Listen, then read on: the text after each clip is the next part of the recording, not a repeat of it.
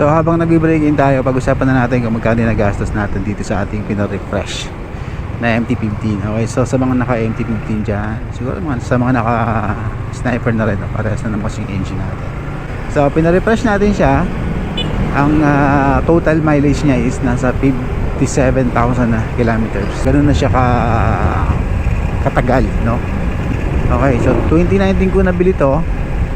Noon mura pa kasi ang MT-15 parang 135k ko lang nabili itong ating MT-15 version 1 to. So ngayon yung mga version na lumabas is medyo mahal na.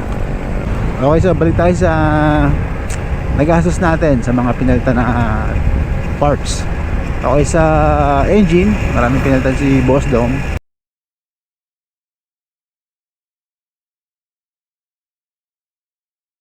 So kung bakit tayo nagpa-refresh, kasi meron akong nararamdaman, meron akong kakaibang ingay na naririnig sa kanya na hindi normal, na parang nagiging helicopter na siya. So ayun, dahil maselan ako, naisip ko na dalhin sa Cavite sa General Trias kay Boss Dom para ito ay ipa-check. Okay, so upon checking nakita niya na ayun nga, mayroon ng problema. Nung binaklas niya yung makina, nakita niya pa nga doon na mayroong sablay na baligtad na parts ng pagkakakabit is hindi proper. So pinagawa ko kasi yung before sa Parigina. So yun ang nangyari, yun ang story ng part na yun. So yun, so tinecheck na boss lahat. So nakita niya yung problema. Ayan, ito yung cause, ito yung medyo kailangang palitan. So nagpalit na kami ng block, piston ring, nagpalit kami ng crankshaft bearing. So nagpalit na kami ng timing chain guard, nagpalit na rin, piston nagpalit na rin. So bago lahat yan, maliban sa iba pang parts na pinalitan, nagpalit na rin ibang mga accessories. Yung ating monoshock is kailangan na rin palitan. So nagpalit na rin tayo ng roller disc unahan at saka ulihan, bago na yun. Pero yung caliper stock pa rin, hindi naman siya kailangan palitan. Brake pad, bago na rin lahat. So ano pa, yung radiator natin, in-upgrade natin, pinalakihan natin siya.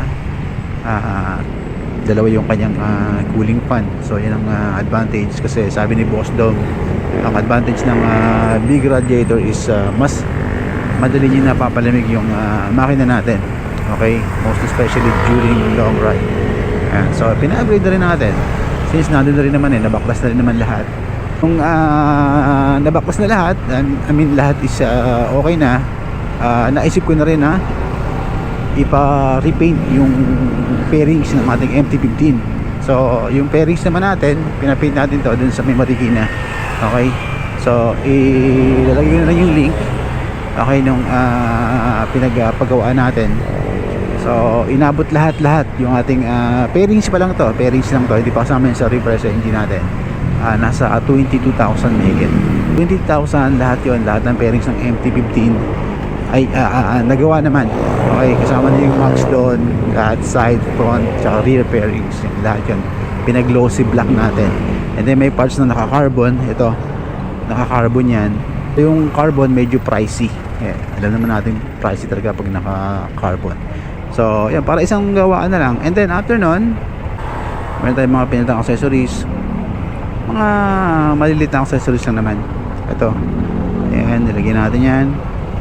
Ito, tapos yung sa unahan, sa front shock nya meron tayong nilagay.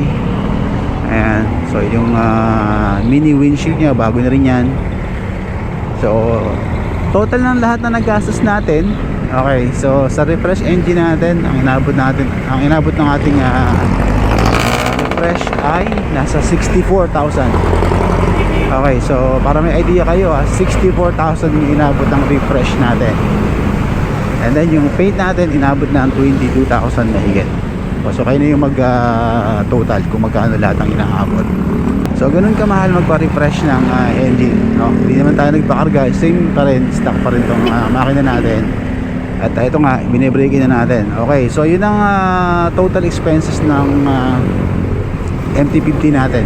Malaki-laki rin, talagang medyo masakit sa bulsa, pero kailangan talaga yun kaysa pabayaan lang natin. Pag may nararamdaman tayo sa mga motor natin, kailangan sensitive tayo, huwag natin silang babaliwalain, kasi pag binaliwala natin, yung possible na maging problema is lumaki. pinabayaan natin. So pag meron kayo nararamdaman na unusual sa tunog pa lang ng mga MC nyo, pagawa nyo na.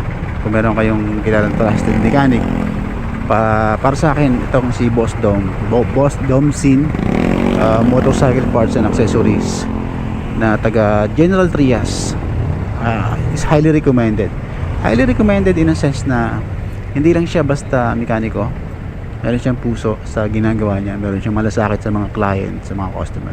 Pag alam niya hindi pa kailangan palitan yung part, hindi niya sinasuggest na palitan na yon. Kung magagamit pa yon, pwede pa yon. But pag nakita niya na hindi na talaga magagamit pa, kailangan talagang palitan, isasuggest niya sa may-ari na, boss, kailangan natin palitan to. So ganun ang nangyari sa ating MC ngayon, total fresh. At ito, nag-break in na tayo. So pag nagpa-refresh kayo ng inyong mga makina, huwag nyong i-apply yung hard break in.